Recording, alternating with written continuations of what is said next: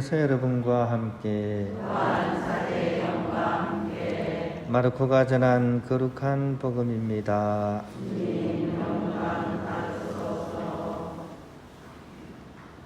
그때 예수님께서 제자들과 함께 카이사리아 필리피 근처 마을을 향하여 길을 떠나셨다. 그리고 길에서 제자들에게 사람들이 나를 누구라고 하느냐 하고 물으셨다. 제자들이 대답하였다. 세례자 요한이라고 합니다. 그러나 어떤 이들은 엘리야라 하고 또 어떤 이들은 예언자 가운데 한 분이라고 합니다. 예수님께서 다시 그러면 너희는 나를 누구라고 하느냐 하고 물으시자 베드로가 스승님은 그리스도이십니다 하고 대답하였다. 그러자 예수님께서는 제자들에게 당신에 관하여 아무에게도 말하지 말라고 엄중히 이르셨다. 예수님께서는 그 뒤에 사람의 아들이 반드시 많은 고난을 겪으시고 원로들과 수석사제들과 율법학자들에게 배척을 받아 죽임을 당하셨다가 사흘 만에 다시 살아나셔야 한다는 것을 제자들에게 가르치기 시작하셨다. 예수님께서는 이 말씀을 명백히 하셨다. 그러자 베드로가 예수님을 꼭 붙들고 반박하기 시작하였다. 그러나 예수님께서는 돌아서서 제자들을 보신 다음 베드로에게 사탄아 내게서 물러가라. 너는 하느님의 일은 생각하지 않고 사람의 일만 생각하는구나 하며 꾸짖으셨다. 주님의 말씀입니다.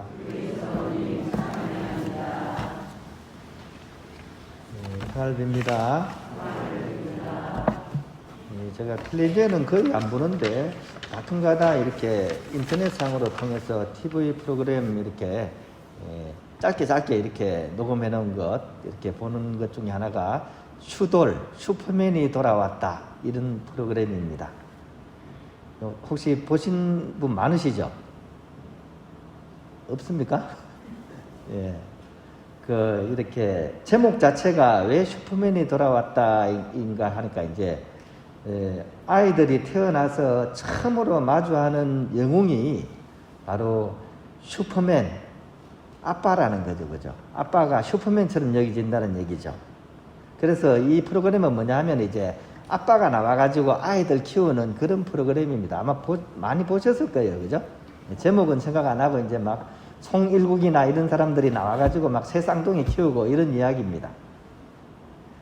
실제로 이 아이들에게 있어서 아빠는 어린 게 보면 이렇게 만능 슈퍼맨이에요. 근데 이제 점점 자라게 되면서 그렇게 이제 아버지에게 씌워져 있던 만능이라는 그런 이미지는 이제 서서히 이제 흩어지고 실망을 하거나 이제 나중에는 이제 사춘기 들어서서는 이제 아빠는 가장 미운 사람 중에 한 사람으로 바뀌기도 하죠, 그죠? 근데 그러다가 이제 나중에 자신이 이제 아빠가 되면서 생각이 바뀌게 된다는 거죠.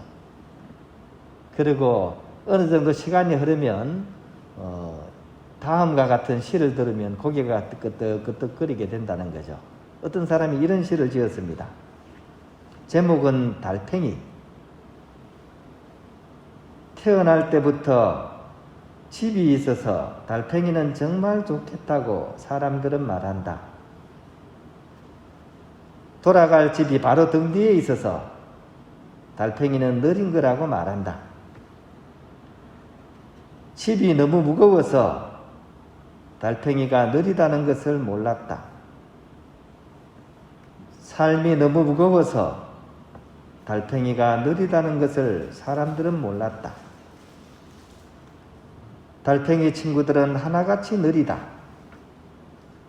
등이 너무 무겁다.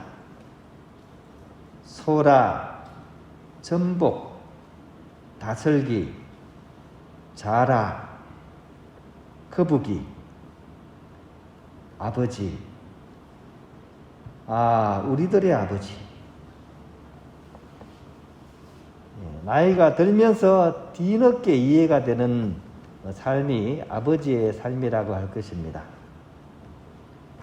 오늘 복음에 나오는 베드로의 그 예수님에 대한 이해가 바로 그런 측면에서 이 슈퍼맨과 달팽이의 그 중간점에 와 있는 것 같습니다.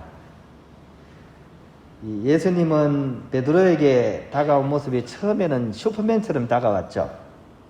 병자도 뚝딱 고쳐버리시고 빵 기적도 확 일으켜버리시고 이렇게 마귀 들린 사람도 한순간에 이렇게 마귀를 쫓아내버리고 이런 예수님의 권능을 보고서는 슈퍼맨이신 예수님, 구원자이신 예수님으로 이해를 하고 그 마음속에서 끓어오르는 그런 존경의 마음을 담아서 당신은 구세주이십니다 라고 고백을 합니다.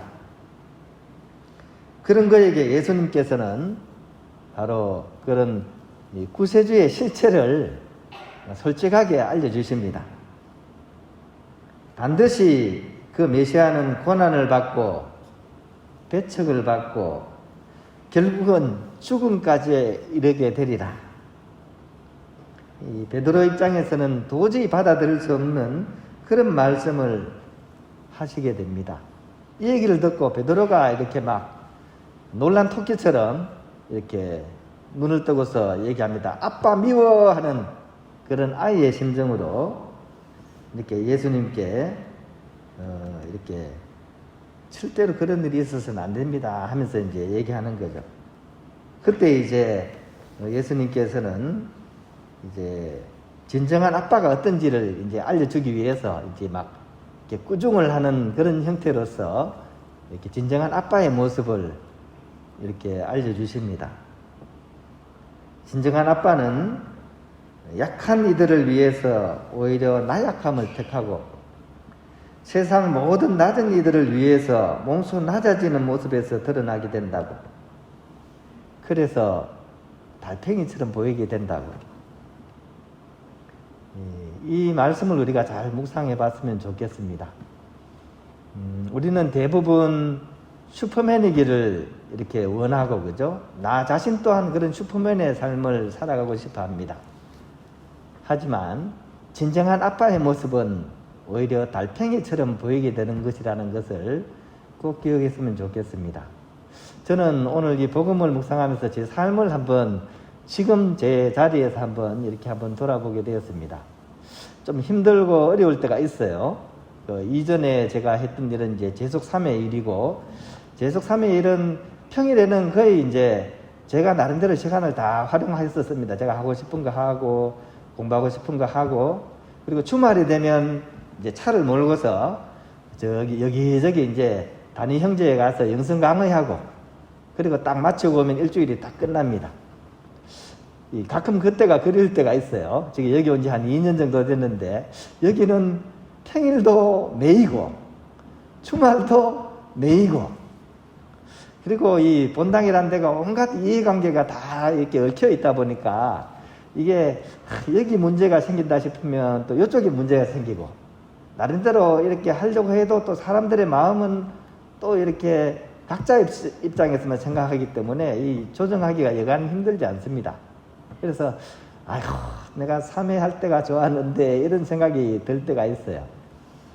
어떻게 하면 좋을까요? 여기를 떠나면 더 좋은 것이 주어질까요?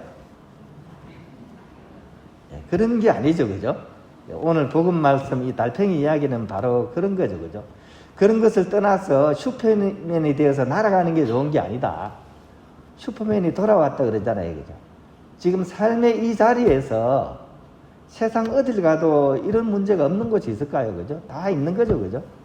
그런 가운데서도 중심을 잡고 예수님께서 걸어가신 그 길, 바로 그 길을 나의 길이라고 여기면서 이 하루하루 예수님의 발자취를 따라가는 것, 그것이 진정 예수님의 제자로서 살아갈 삶이지 않나 하는 그런 말씀으로서 오늘 복음은 제 나름대로 좀 이렇게 이해를 했습니다. 여러분도 마찬가지겠죠, 그죠?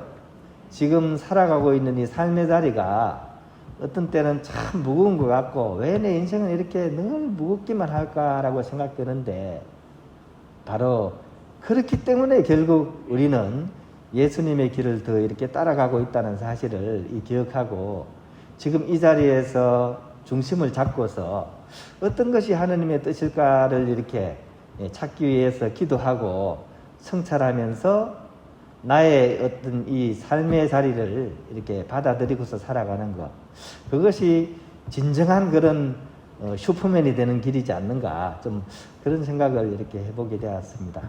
오늘 복음 말씀을 다시 한번 묵상하면서 우리가 가야 될 길이 과연 어떤 길인지, 베드로의 두 번의 그 예수님 체험을 우리가 기억하면서 우리가 나아가야 될 길을 이렇게 생각해 보면 좋겠습니다.